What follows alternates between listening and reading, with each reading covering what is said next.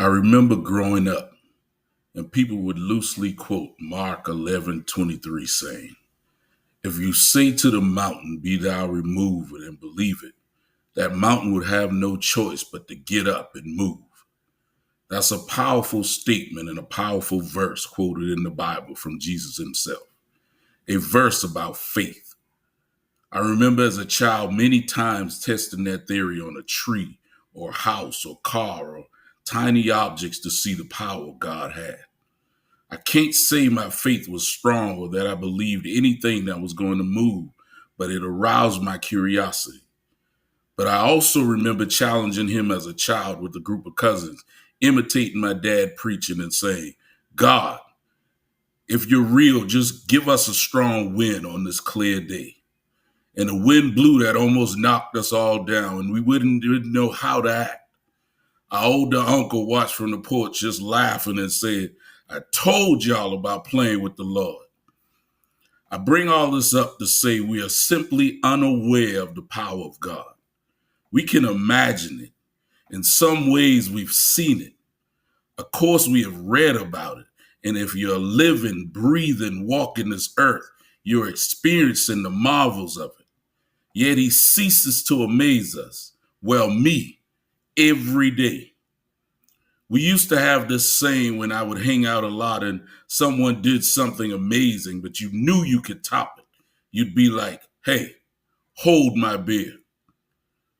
I'm sure you've seen many memes or short comedic strips like that somewhere before. I don't know what the equivalent of that saying would be like for God, but it's like when he does one thing and you think he can't do any better, he gives you that wink and says, be still.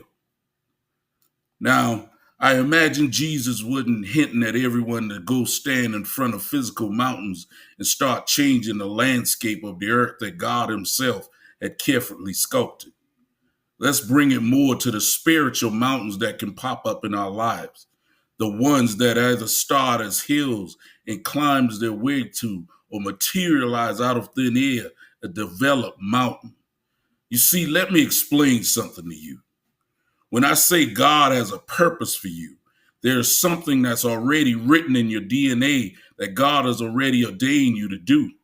Not something you have to go find, not something around the corner waiting on you, not even a package that is going to be delivered to you.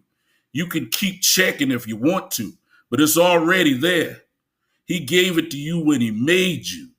Now, you may look in the mirror and according to where you are in your life, when you come to realize what God has instilled in you, it may seem impossible, almost unthinkable for you to be what he has already chosen you to be.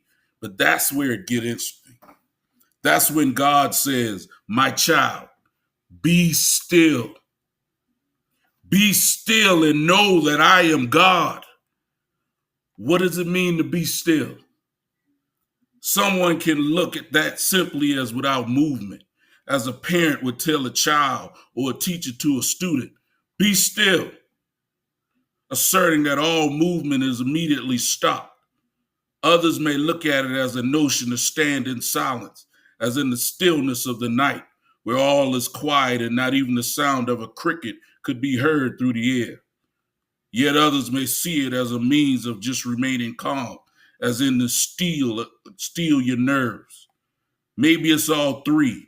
Stand there, motionless, quiet, and nerves calm, heart rate normal, and know that I am God. Psalms 46:10.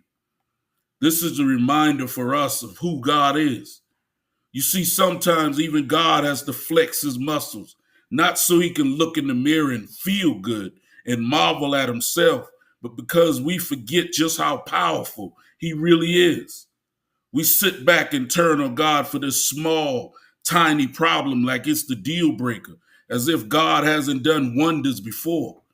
Everyday problems happen in our lives and we get discouraged like we don't see a way out, and we turn our backs on God as if he's not the same God that spun the very dirt that curls underneath our feet when we walk. Or sometimes we get to the point where there seems like there's no return. We really messed up this time. Probably said a lot more colorful than that. But is there anything too hard for God. Let him remind you who he really is. He is, when Moses asked his name, I am.